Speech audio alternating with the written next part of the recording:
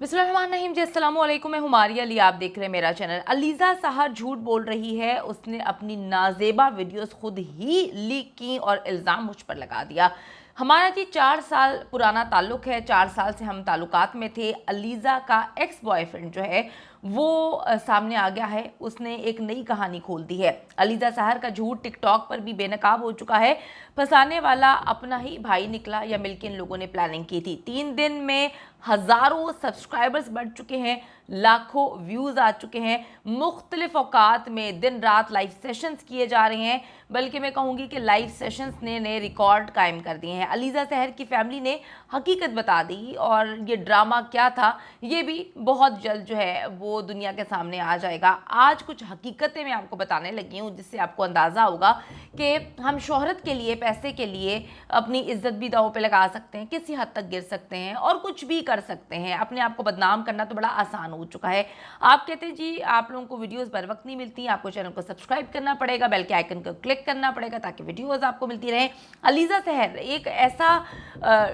एक कहानी सामने आती है कि जी एक वीडियो वायरल होती है और फिर कहा जाता है कि एक खातून जो कि मशहूर टिकटॉकर है, यूट्यूबर है, 1.5 मिलियन उनके सब्सक्राइबर्स हैं, उसके बाद जो है खुदकुशी कर लेती हैं, उनकी तबीयत ख़राब होती है, वो बिल्कुल मुंह छुपा के बैठी हुई हैं कमरे में। लेकिन हम देखते हैं कि एक दिन भी नहीं गुजरता और वो आराम से टिकटॉक लाइव, जो कि पाकिस्तान में बैन है, वहाँ पर आके बैठती हैं और बड़े फॉलोअर्स जो हैं वो बढ़ते जाते हैं।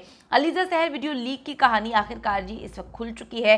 कहते हैं ना कि दोस्त को कभी भी, बल्कि बेस्ट फ्रेंड को या जिसके साथ आपके ताल्लुकात हैं, उसको कभी अपना दुश्मन नहीं बनाना चाहिए। अलीज़ा अभी यही गलती कर बैठी है। वो 2018 की अलीज़ा को मुकम्मल तौर पर भूल गई थी, जिसके बहुत सारे दोस्त थे, दोस्त भी बेशुमार थे और उनसे अपने बेशुमार सीक्रेट्स जो है वो शेयर किया करती थी।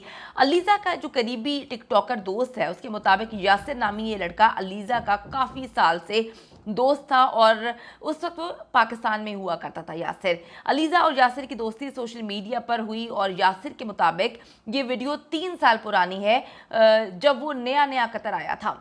अब 3 साल पुरानी है, ताल्लुक ख़त्म भी हो चुका, उसको क्या ज़रूरत पड़ी है, वो कहता है कि जी मैं इस वीडियो को वायरल करूं। जिस दिन अलीज़ा सहर की वीडियो लीक हुई उसके घर पर क़यामत टूट पड़ी। लेकिन अलीज़ा आराम से टिकटॉक लाइव पर बैठ के जो है वो सेशन कर रही थी और लाइव सेशन का ये सिलसिला अब बढ़ता ही जा रहा है। ना सिर्फ अब वो लाइव सेशन में बैठती हैं बल्कि गाने भी गुनगुना रही हैं और गानों पे झूम भी रही हैं। कहीं से महसूस ही नहीं होता कि चंद दिन पहले तक इस खातून के बारे में कहा जा रहा था कि इसने खुदकुशी कर ली है और ये खातून अब आराम से बैठ के गानों पर झूम रही है। अच्छा जी, टिकटॉक पर अलीज़ा झूमती हुई नज़र आ रही है और ख़बरें ये फैलाई जा रही थी कि उसने खुदकुशी कर लिया। अलीज़ा के घर वालों पर जी क़यामत टूट पड़ी, लेकिन उन्होंने एक बार भी, सिर्फ एक बार भी अपनी बेटी से नहीं पूछा कि हम गांव देहात में रहते हैं तो ये बताओ कि ये वीडियो किस तरह से बनी, तुमने वीडियो बनाई क्यों, किसके लिए बनाई थी। और दूसरी बात ये कि किससे तुम बात कर रही थी वीडियो कॉल पर। जब ये वीडियो वायरल हो जाती है उस पर भी वो उससे नहीं पूछते कि ये क्या मामला है। वीडियो वायरल होने के बाद से अलीज़ा सहर ने यूट्यूब, टिकटॉक, फेसबुक और इंस्टाग्राम पर जो है वो वीडियो पब्लिश की हैं। बड़ी नॉर्मल है, फैमिली भी बड़ी नॉर्मल है। डेफिनेटली 2-2.5 करोड़ का घर जो है फैमिली को बना के दिया है। उनकी तो ज़िंदगी मुकम्मल तौर पर चेंज हो गई है, गांव में रहती हैं। लेकिन दुख इस बात का है कि जिस प्लेटफॉर्म्स को वो यूज़ कर रही थी उससे पैसे कमा के वो बड़ी मेहनत भी कर रही थी। उसके बाद जो कंटेंट वो दिखा रही है, अब आप जैसे लोग उस कंटेंट को देखते हैं तो उन जैसे लोग वो कंटेंट बनाते हैं, ज़ूम ईनी किस्म के कंटेंट जिसमें किस तरह से जो है वो मामलात हो रहे हैं, चीज़ों को दिखाया जा रहा है। तो अब बात यह है कि इतने ज़्यादा फॉलोअर्स होने के बावजूद अगर उन्होंने इस तरह से अपनी वीडियो को वायरल करवाया या उनकी वीडियो वायरल हुई तो ये बड़ी एक अजीब सी बात है। यही नहीं, अलीज़ा ने खुद वीडियो बनाकर इकरार किया है कि उसको ब्लैकमेल किया जा रहा था। मज़ीद वीडियोस जो हैं वो भी मौजूद हैं, वो भी कभी भी पब्लिश हो जाएंगी। लेकिन सबसे अजीब बात यह है कि अलीज़ा सहर ने साफ साफ बता दिया है कि वीडियो लीक करने वाले के ख़िलाफ़ जो है वो कोई कार्रवाई नहीं होगी। यानी मेरी जितनी मर्ज़ी नाजेबा वीडियोस जो है वो वायरल कर दें, लीक कर दें, मुझे कोई फ़र्क नहीं पड़ता। अब ज़रा आपने ये क्लिप सुनना है गौर से। मगरमच्छ दे आंसू ना रो।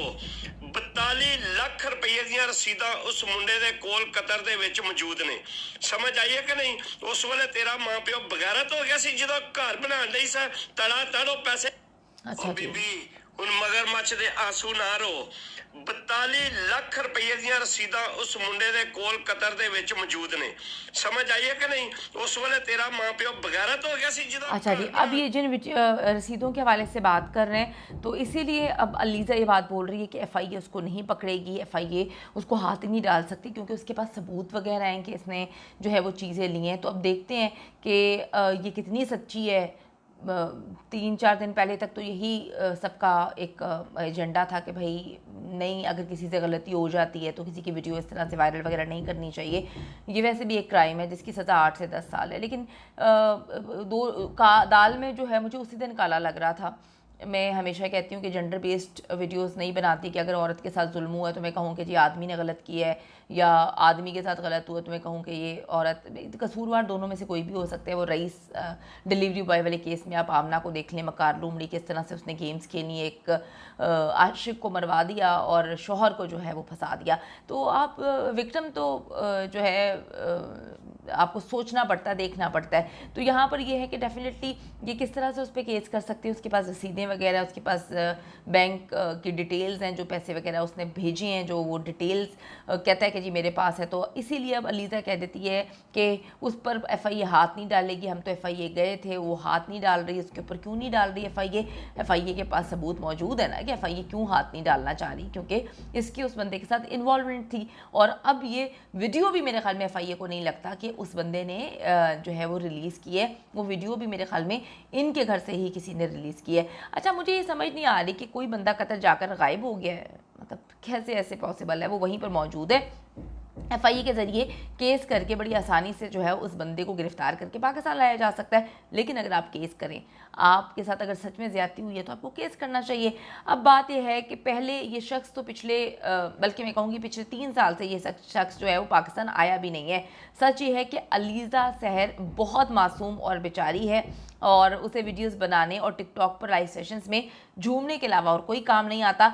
घर वाले भी इतने मासूम हैं, मजलूम हैं, जो अपनी बेटी को फुल सपोर्ट कर रहे हैं कि भाई तुम्हारे साथ इतना बड़ा वाक़या हो गया कि तुम्हारी वीडियो किसी ने वायरल कर दी, उसके बाद तुम टिकटॉक लाइव पे बैठ के जो है मज़ीद पैसे कमाओ और जो है सब्सक्राइबर्स भी बढ़ रहे हैं, वीडियोस भी बनाई जा रही हैं। बंदा थोड़ा सा अपने आप को भी वक्त देता है, टाइम देता है, सोचता है कि क्या हुआ है। लेकिन अगर आप ऐसी वीडियोस खुद वायरल करवाएंगे, जो कि जमील फारूकी साहब ने दावा किया था कि इसने ये वीडियोस खुद वायरल करवाई हैं, उन्होंने कहा था कि हमने पूरी इन्वेस्टिगेशन की है जिससे पता चलता है कि इन लोगों की जानिब से ही इन्होंने ये वीडियोस जो है मोर सब्सक्राइबर्स के लिए और सिंपैथी लेने के लिए और हर चीज़ के लिए ये इन्होंने वायरल करवाई है। अब बंदा ऐसी वीडियो बनाकर आपको नौबत आती क्यों ऐसी वीडियोज़ बनाने की? ऐसे तो यूरोप में भी अच्छा इसको नहीं समझा जाता कि आप इस तरह से जो है वीडियोस बनाएं, किसी के साथ जो है वो वीडियो कॉल पर अपने आप को बरहना करें, अपने आप को नंगा करें। जब आप अपने आप को खुद नंगा कर रहे हैं तो आप आदमियों को मौका दे रहे हैं कि वो आपकी इज्जत क्या करेंगे।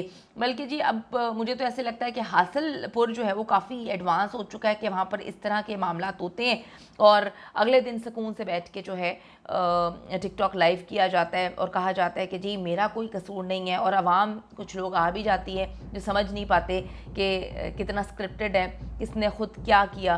तो ये आदमी इस वक्त मंजर-ए-आम पर आए जो कहता है कि सबूत सारे मौजूद हैं, ये एफआईए के पास जाए, ये कहे एफआईए को पकड़ना है, तो जब एफआईए के पास जाएगी तो हम सारे सबूत रखेंगे और दूध का दूध और पानी का पानी हो जाएगा।